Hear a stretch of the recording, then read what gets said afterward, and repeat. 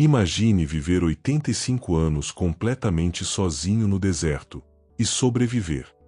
Egito, ano 285 depois de Cristo. Um jovem de apenas 35 anos entra em um cemitério abandonado, fecha a porta por dentro e desaparece do mundo. Durante quase 20 anos, ninguém o vê. Ninguém sabe se está vivo ou morto. Mas por trás daquelas paredes, uma batalha invisível acontecia. Uma guerra que definiria o futuro de milhões de almas.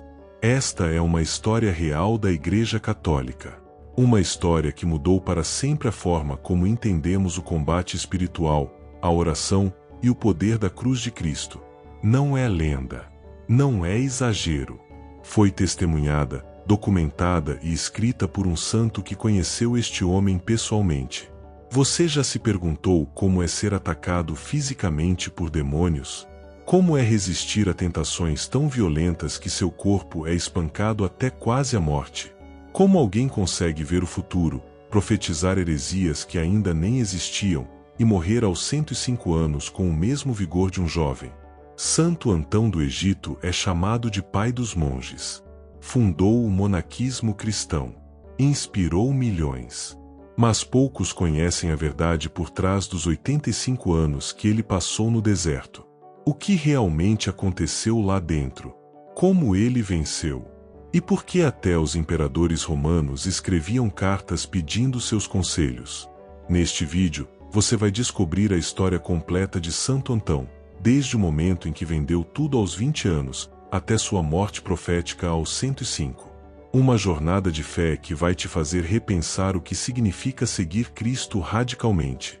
Se você, como eu, quer conhecer histórias reais que fortalecem nossa fé, deixe seu like agora para que este conteúdo chegue a mais pessoas. E fique até o final, porque o que aconteceu nos últimos dias de vida de Santo Antão vai te surpreender. Egito, ano 271 depois de Cristo. A poeira quente do deserto entra pelas janelas de uma casa simples, mas confortável. Antão tinha acabado de completar 20 anos. Seus pais haviam morrido há menos de 6 meses. Ele herdou tudo: terras férteis, dinheiro, uma vida garantida e uma irmã pequena para cuidar. Mas algo estava inquieto dentro dele. Nos últimos meses, Antão não conseguia parar de pensar nos apóstolos. Como eles largaram tudo, redes de pesca, família, segurança, e simplesmente seguiram Jesus. Como os primeiros cristãos vendiam seus bens e colocavam o dinheiro aos pés dos apóstolos para distribuir aos pobres. Será que eu teria essa coragem? Ele pensava, sozinho à noite. Antão não era rebelde. Não era impulsivo. Era um jovem quieto, obediente, que cresceu frequentando a igreja com os pais. Mas dentro dele havia uma fome. Uma fome que riqueza nenhuma poderia saciar. Naquele dia, menos de 6 meses após perder os pais, Antão foi à igreja como sempre fazia. A liturgia começou. As leituras se sucederam. E então, como um raio que corta o céu, ele ouviu: se queres ser perfeito, vai, vende tudo o que tens, dá aos pobres, e terás um tesouro no céu. Depois, vem e segue-me. Antão gelou. Não era apenas uma leitura do Evangelho. Era como se Jesus estivesse ali, olhando diretamente para ele, chamando-o pelo nome. Ele não esperou a missa terminar. Saiu da igreja, foi direto para casa, e começou a agir. Vendeu as terras. 300 aruras de terra fértil e formosa. Distribuiu o dinheiro aos pobres. Garantiu que sua irmã estivesse bem cuidada, colocando-a sob proteção de virgens consagradas. Mas ainda havia algo. Alguns dias depois, na igreja novamente, ele ouviu outra palavra: não se preocupem com o dia de amanhã. O amanhã terá suas próprias preocupações. Foi o suficiente. Antão distribuiu até o último denário que havia guardado. Não tinha mais nada. Nem casa, nem dinheiro, nem plano B. Só Jesus. E assim, aos 20 anos, um jovem rico se tornou mendigo voluntário de Cristo. Ele não sabia, mas estava prestes a mudar a história da igreja para sempre. Mas seguir Jesus radicalmente não significa ausência de luta. Muito pelo contrário. Antão estava prestes a descobrir que quando você diz sim a Deus de verdade, o inferno inteiro se volta contra você. Os primeiros anos de Antão na vida cética foram de aprendizado. Ele buscou anciãos experientes. Visitava cada um como abelha sábia, observando a paciência de um, a humildade de outro, a seriedade na oração de um terceiro. Trabalhava com as mãos, tecendo. Jejuava. Orava. Dormia pouco. Comia menos ainda. Mas logo percebeu, o demônio não deixaria aquilo passar despercebido. As tentações começaram sutilmente. Lembranças da propriedade que tinha. Pensamentos sobre a irmã. Será que fiz a escolha certa? Imagens de conforto, de uma vida mais fácil. Saudade dos pais. Antão combatia com oração. E as tentações aumentavam. Então vieram os pensamentos contra a pureza. Imagens. Desejos. Uma guerra interna que parecia não ter fim. Ele jejuava mais. Orava mais. Dormia no chão. Mas o inimigo não desistia. Numa noite, algo diferente aconteceu. Antão estava orando quando sentiu uma presença. Abriu os olhos. E viu. Um jovem, de aparência miserável, estava parado diante dele. Curvado.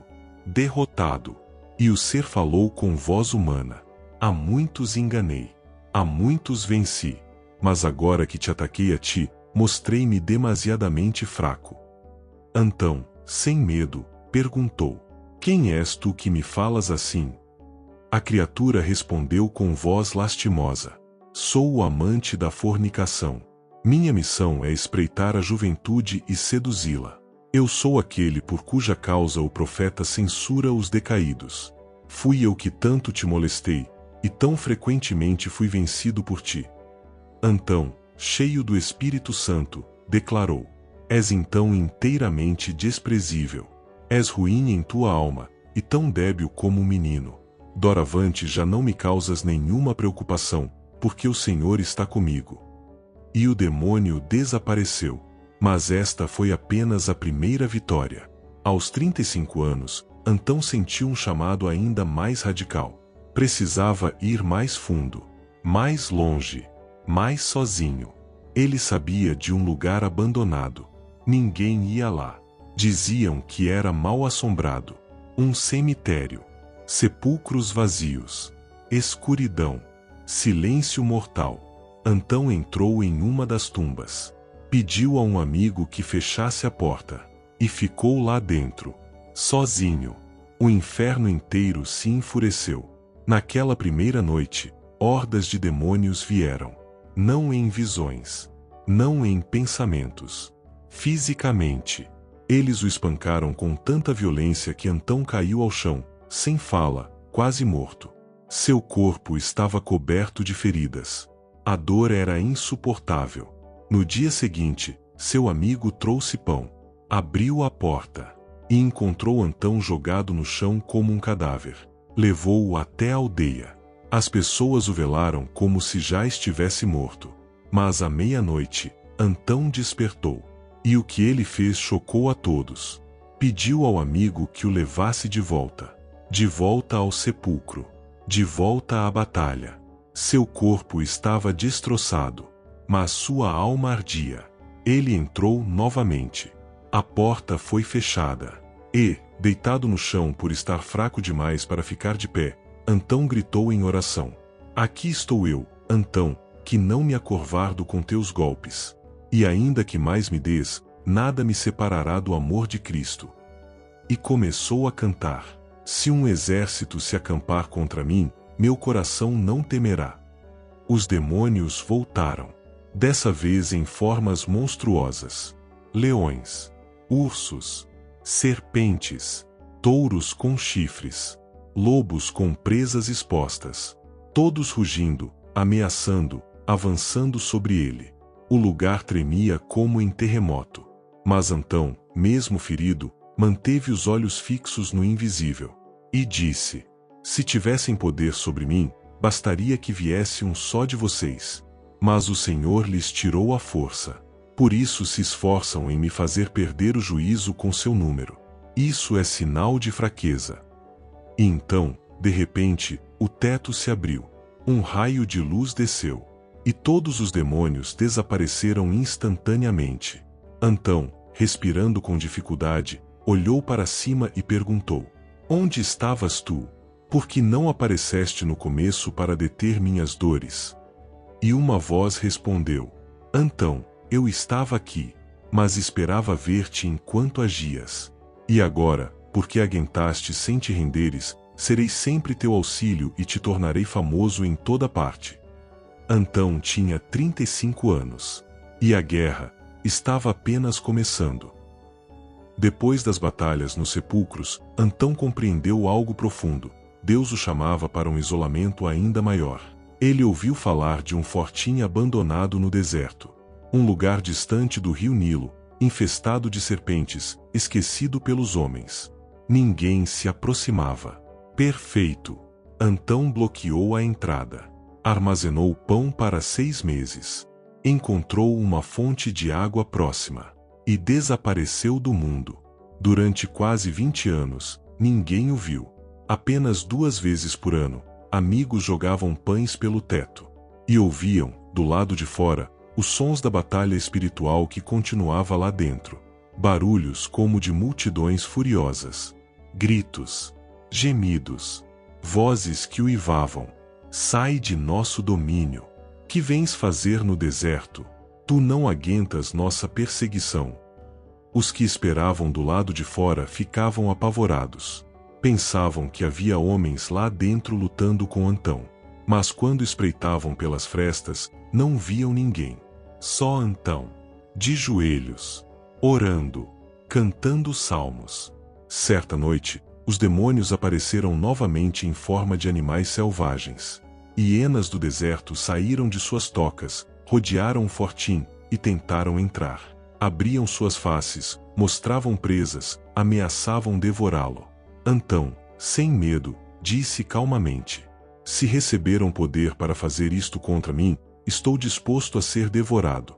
Mas se foram enviadas pelo demônio, saiam imediatamente, porque sou servo de Cristo. E ao ouvir o nome de Cristo, os animais fugiram como açoitados. Outra vez, enquanto trabalhava tecendo cestos, alguém puxou a corda que ele usava. Antão levantou-se e viu um monstro, metade homem até as coxas, metade asno das pernas para baixo. Ele simplesmente fez o sinal da cruz e disse: sou servo de Cristo. Se foste enviado contra mim, aqui estou. O monstro fugiu tão rápido que tropeçou e caiu morto. Mas nem tudo eram ataques diretos. Às vezes os demônios vinham com ofertas. Apareciam com discos de prata no caminho, com ouro espalhado pelo deserto, com pães ilusórios quando Antão jejuava, com profecias falsas, com promessas de poder. E Antão passava por tudo como se fosse fumaça. Teu dinheiro pereça contigo, dizia, citando as Escrituras. E os tesouros desapareciam. Os anos passavam. Dentro daquele fortim escuro e silencioso, algo extraordinário estava acontecendo. Antão não estava apenas resistindo. Ele estava sendo transformado. Sua alma se tornava cristalina. Seus olhos viam além do visível. Seu coração pulsava no ritmo da oração contínua. Ele via coisas que outros não viam. Sabia quando demônios se aproximavam antes de aparecerem. Discernia espíritos com precisão cirúrgica. Profetizava eventos futuros. Curava enfermos sem sequer tocá-los. E o mais impressionante, ele envelhecia no corpo, mas sua alma rejuvenescia. Do lado de fora, o mundo continuava. Cristãos eram perseguidos. Heresias surgiam. Imperadores se levantavam e caíam.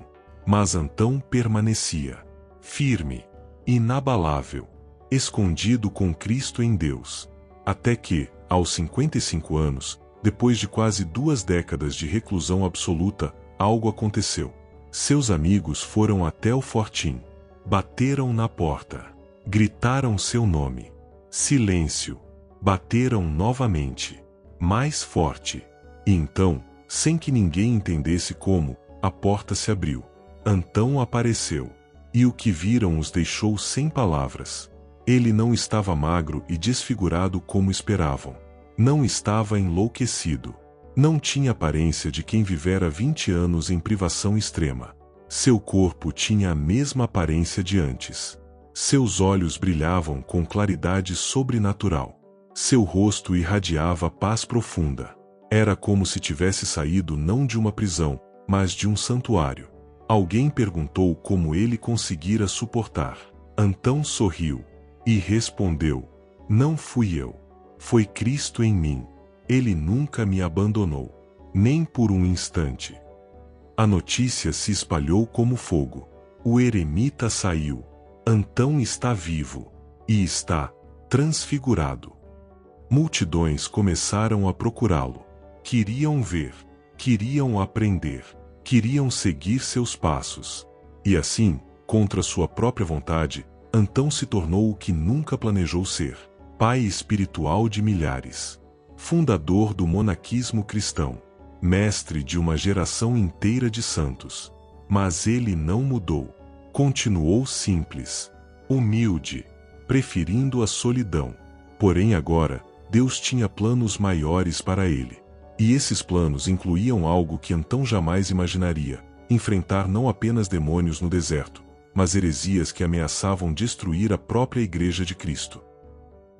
Antão tinha agora mais de 60 anos. Ao redor dele, dezenas de celas monásticas se multiplicavam. O deserto do Egito, antes vazio e morto, agora fervilhava de vida espiritual. Monges vinham de todas as partes. Queriam viver como ele. Aprender dele. Receber seus conselhos. Mas Antão sentia algo no ar. Uma inquietação espiritual.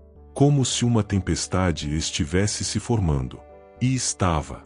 No ano 311, a perseguição do imperador Maximiano explodiu com fúria.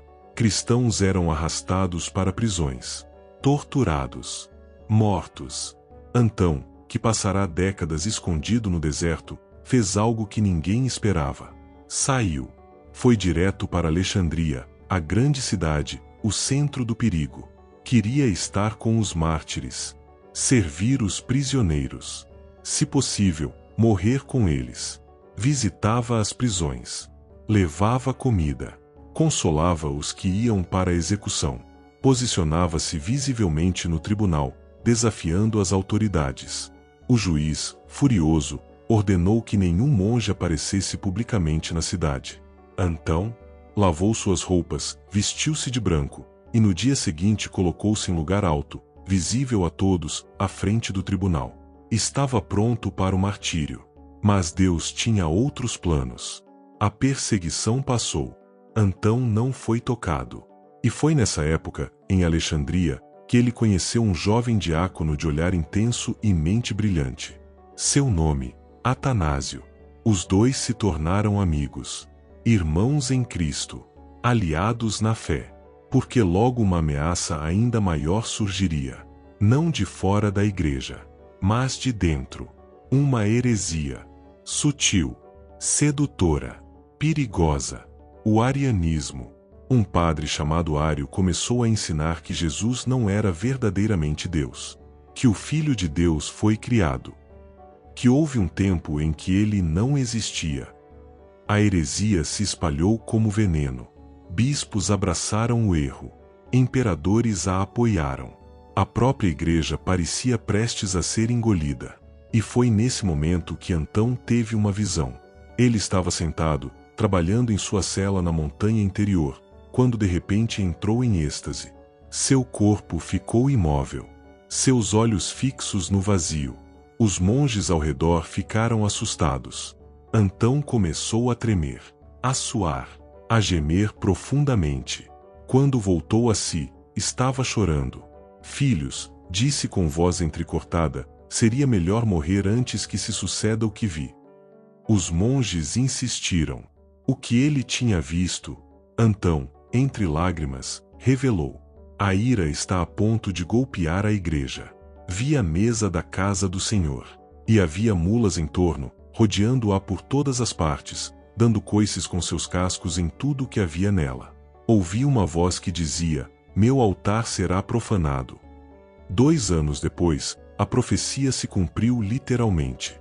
Os arianos, apoiados pelo poder imperial, invadiram igrejas, expulsaram bispos ortodoxos, saquearam altares, forçaram pagãos a participarem de suas reuniões heréticas, profanaram o sagrado, exatamente como Antão tinha visto. E quem estava no centro da perseguição? Seu amigo Atanásio, agora bispo de Alexandria, defensor feroz da ortodoxia. Antão, já com mais de 80 anos, não hesitou. Desceu do deserto pela segunda vez. Foi para Alexandria e pregou. Sua voz, firme e clara, ecoou pelas praças. O Filho de Deus não é uma criatura. Ele não veio da não existência ao ser. Ele é a eterna palavra e sabedoria da substância do Pai. Sempre existiu com o Pai. Dizer que houve um tempo em que ele não existia é blasfêmia. Multidões se reuniam. Até pagãos vinham para ver o homem de Deus. Arianos tentaram usar seu nome, dizendo que Antão concordava com eles. Ele respondeu publicamente, com indignação: esta heresia é pior que todas. É precursora do anticristo. Não tenham comunhão com estes homens. Não há comunidade entre luz e trevas. Sua autoridade moral era incontestável. Ele não tinha educação formal. Não conhecia a filosofia grega. Não tinha diplomas teológicos. Mas tinha algo que os hereges não tinham: Cristo vivo dentro dele. E quando filósofos gregos vieram debater, tentando ridicularizá-lo, Antão os deixou sem palavras. Que é primeiro, o sentido ou a letra? Qual é a origem do outro? Os filósofos responderam: o sentido é primeiro. Antão sorriu: então quem tem mente sã não necessita das letras. Eles foram embora admirados. Alguns até se converteram. Mas Antão não buscava glória. Não queria fama. Assim que a crise imediata passou, voltou para o deserto, para a sua montanha interior, para o silêncio. Lá, continuou recebendo revelações. Via a passagem das almas após a morte. Via demônios tentando impedi-las de subir ao céu. Via como os anjos defendiam os justos. Via também o futuro da igreja. E orava, intercedia, chorava. Mas havia algo mais que Deus lhe reservava. Algo que seria seu último e maior testemunho. Porque aos 105 anos, Antão receberia a visita final. A única que ele sempre esperou. A única que importava. Antão tinha agora 105 anos. Seu corpo, miraculosamente, permanecia forte. Seus olhos, perfeitos. Seus dentes, intactos. Suas mãos e pés, firmes. Ele nunca havia se banhado. Nunca lavou os pés, exceto quando absolutamente necessário. Sua túnica de pelo era a mesma há décadas. E, no entanto, tinha mais vigor que muitos jovens. Mas ele sabia. Sentia. Seu tempo estava chegando. Foi visitar os monges da montanha exterior uma última vez. Caminhou entre as celas. Abraçou cada um. Falou com cada irmão. E então disse algo que os fez chorar. Esta é a última visita que lhes faço. Me admiraria se nos voltássemos a ver nesta vida. Já é tempo de morrer, pois tenho quase 105 anos. Os monges caíram aos seus pés. Beijaram suas mãos. Imploraram que ficasse. Mas Antão sorriu com ternura e disse: não se relaxem em seus esforços. Nem se desalentem na prática da vida ascética. Vivam como se tivessem de morrer a cada dia. E lembrem-se, tudo o que ensino a vocês, aprendi de Cristo. Havia algo, porém, que pesava em seu coração. Antão conhecia o costume egípcio. Eles mumificavam os corpos dos santos. Guardavam-nos em casa. Veneravam-nos como relíquias. Ele sempre combateu isso. Sempre ensinou que corpos devem ser sepultados, como foi o corpo de Cristo. E agora, sabendo que sua morte se aproximava, ele tinha medo. Medo de que fizessem com ele o que sempre condenou. Por isso, despediu-se dos monges e voltou rapidamente para a montanha interior, para seu lugar secreto, para sua cela oculta. Lá, viviam com ele apenas 2 discípulos, homens que o serviam há 15 anos por sua idade avançada. Poucos meses depois, Antão adoeceu. Não era grave, mas ele sabia, era o chamado. Reuniu os 2 discípulos e falou: Vou-me pelo caminho de meus pais. Vejo-me chamado pelo Senhor. Suas instruções foram claras, firmes, quase severas. Façam-me vocês mesmos os funerais. Sepultem meu corpo na terra. E respeitem o que lhes digo, que ninguém, senão vocês, saiba o lugar. Depois, dividiu suas únicas posses. Tinha apenas 2 túnicas e uma pele de carneiro. Ao bispo Atanásio, dei uma túnica e o manto que ele mesmo me deu, mas que se gastou em meu poder. Ao bispo Serapião, dei a outra túnica. E vocês fiquem com a pele de carneiro. Os 2 discípulos choravam. Antão os abraçou e disse suas últimas palavras: Vivam como se cada dia tivessem de morrer. Tenham sua lealdade, primeiro a Cristo, e depois a seus santos. Assim, quando morrerem, eles os receberão nas moradas eternas como amigos. Depois disso, deitou-se. Seu rosto estava transfigurado. Seus olhos brilhavam de alegria. Um sorriso suave tocava seus lábios.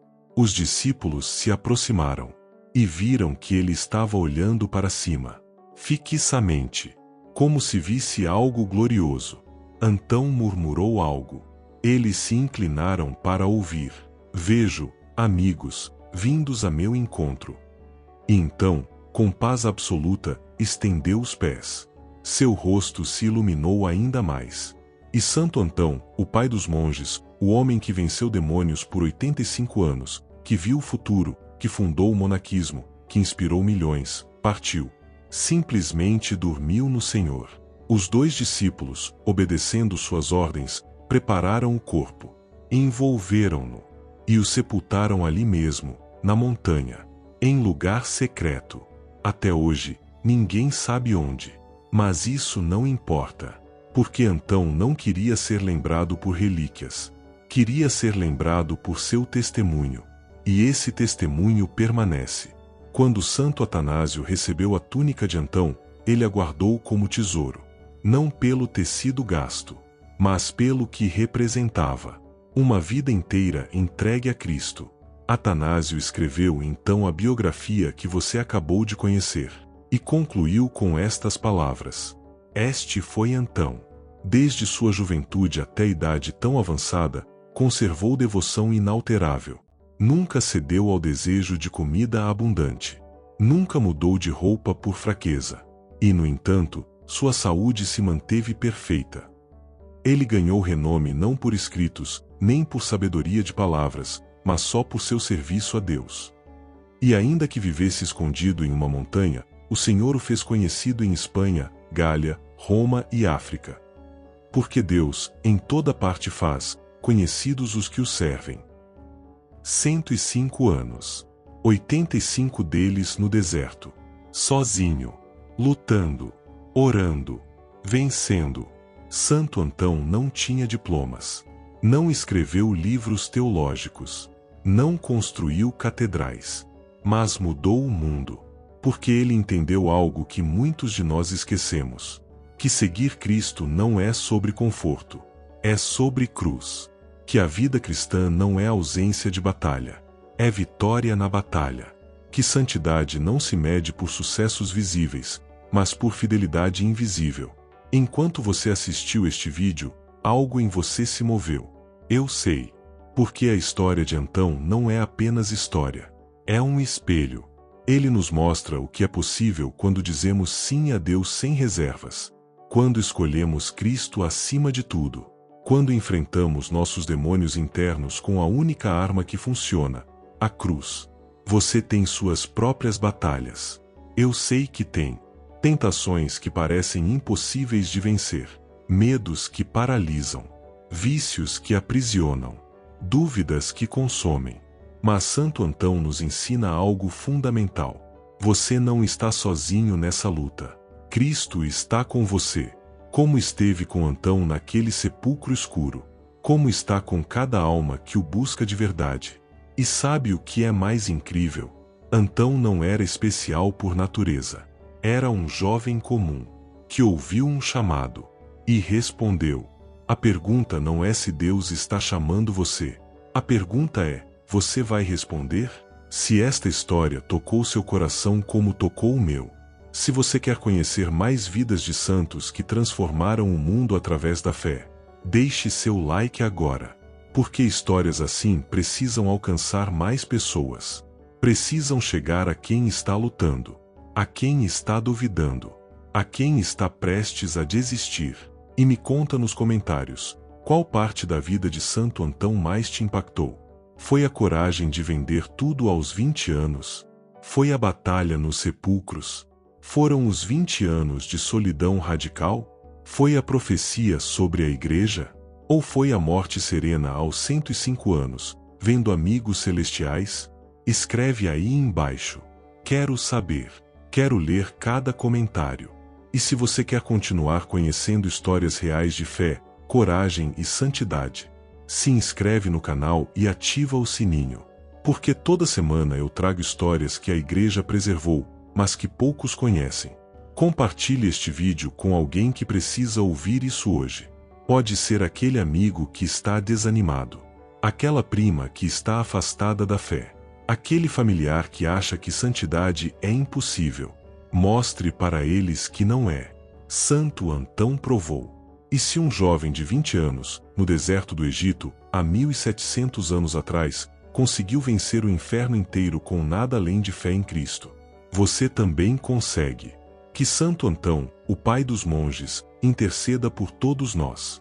Em nome do Pai, do Filho e do Espírito Santo. Amém.